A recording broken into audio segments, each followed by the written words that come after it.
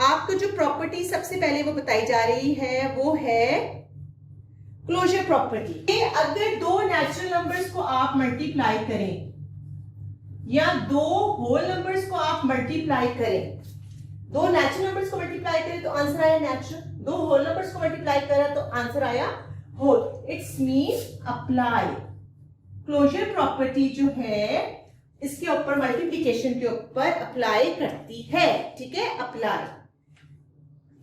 Apply करती है किस पर? Applies on multiplication. ठीक है, closure property applies on multiplication. Number B property, product of two whole number unchanged. बिल्कुल इसके बाद जो दूसरी प्रॉपर्टी इसके ऊपर आती है, कहते हैं कि अगर आप 2 को 3 के साथ मल्टीप्लाई करें तो भी आंसर अनचेंज, तो भी आंसर 6 है। 3 को 2 के साथ मल्टीप्लाई करें तो भी आंसर 6 है। इसका क्या मतलब है कि इसके ऊपर कम्यूटेटिव प्रॉपर्टी भी अप्लाई करती है। कम्यूटेटिव प्रॉपर्टी की भी अप्लाई होती है। ठीक है, मल्टीप्लिकेशन के ऊपर अप्लाई होती है। बिल्कुल इसी तरह अगर 3 डिजिट है, 6 multiply by 4 multiply by 3, 6 multiply by 4 multiply by 3 और 6 मल्टीप्लाई बाय 4 मल्टीप्लाई बाय 3। अगर आप इसको करके देखें, 4 3 जा 12 और 12 6 जा जी हाँ 72 और 6 4 जा 24 और 24 3 जा 72। इट्स मीन एसोसिएटिव प्रॉपर्टी भी इसके ऊपर क्या करती है? अप्लाई होती है। इसके ऊपर एसोसिएटिव प्रॉपर्टी भी अप्लाई होती है।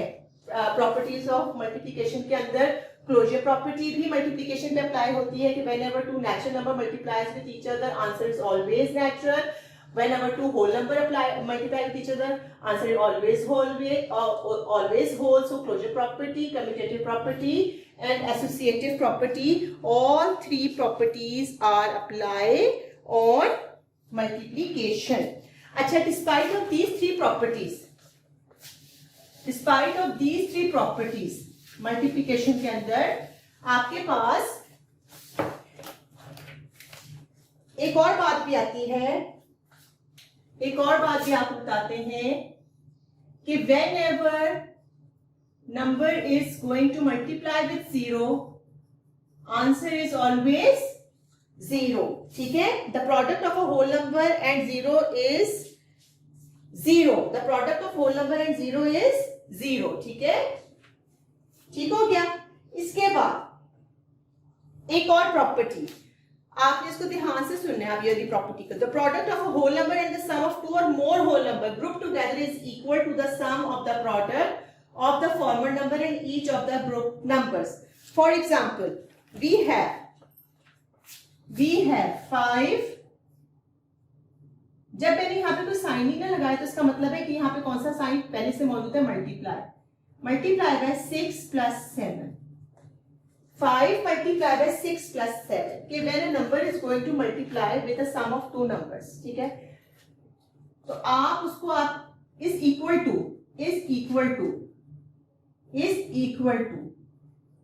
5 multiplied by 6 plus 5 multiplied by 7। ठीक है, अब ये देखिए 5 मल्टीप्लाई हो रहा है 6 प्लस 7 से, ये बराबर है। अगर 5 को आप 6 से मल्टीप्लाई करें और 5 को 7 से मल्टीप्लाई करें, जो आंसर आ जाए उसको प्लस कर लें। इसको आप यहाँ पे प्रूफ करके देख सकते हैं। 5 मल्टीप्लाई बाय 30 प्लस 35, ऐसे ही है। 5 13 सर क्या होता है? रफ में करके देखिए, 3 5 15, 65। यहाँ पे भी क्या आ गया? 65। इट्स मीन ये क्या बात होगी? ये हो गई ट्रू। ऐसी प्रॉपर्टी, इस तरह की property, when the product of whole number and the sum of two or more numbers are group together is equal to the sum of the product of the former number each of the group. Is equal, ये property कहलाती है distributive property of multiplication over addition. ये property क्या कहलाती है? Distributive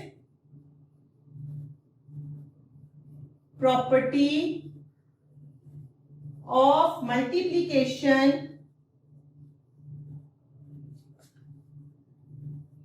over addition.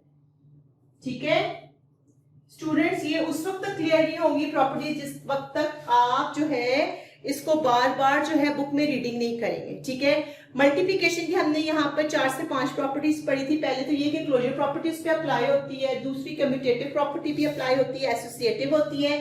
फिर ये कि ये जीरो से जब भी होल नंबर कोई भी जीरो जो है product of whole number and zero is always zero. 5 whole number भी है ना, product of whole number and zero is always zero. ठीक है, उसके बाद आपने जो आखिरी प्रॉपर्टी पढ़ी distributive property of multiplication over addition, this is very very important because regarding this property we have the sums which we have to solve furtherly in exercise 2b. Now comes to word division. 4 divided by 2 and 2 divided by 4, ये लाजमी नहीं है कि not whole number.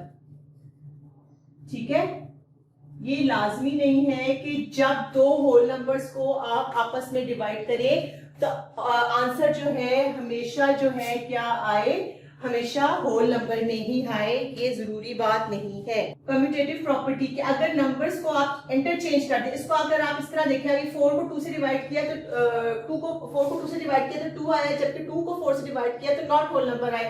It's mean answer not same, तो it's mean commutative property apply नहीं करती। Commutative property not apply. ठीक है, बिल्कुल इसी तरह अगर 3 डिजिट्स हैं और उसको लेके आप इंटरचेंज कर दें, फॉर एग्जांपल ये आपके पास एक है 8 डिवाइडेड बाय 4 डिवाइडेड बाय 2। ठीक है, सही है। अगर आप इसकी पोजीशन को चेंज कर दें 8 डिवाइडेड बाय 4 डिवाइडेड बाय 2, अगर आप इसकी पोजीशन को चेंज कर दें, ये देखिए 4 के टेबल में 8 कहाँ आता है? 2 पे। ये कितना हो जाएगा? 2 divided by 2 is equal to 1 आ जाएगा, जबकि इसमें क्या आ जाएगा? 8 डिवाइडेड बाय 4 2 आ जाएगा।